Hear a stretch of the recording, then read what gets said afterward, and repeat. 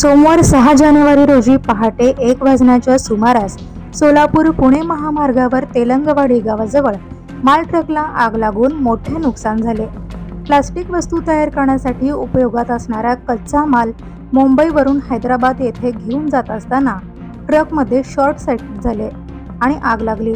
बरवडे toll नाका येथील गस्ती पथक, रुग्णवाहिका पथक आणि मोडनिंब महामार्ग पोलीस मदत केंद्राचे प्रभारी अधिकारी प्रकाश वाघमारे हे घटनास्थळी दाखल झाले। त्यांनी कुरुडवाडी येथील अग्निशामक पथकाला बोलावून घेतले।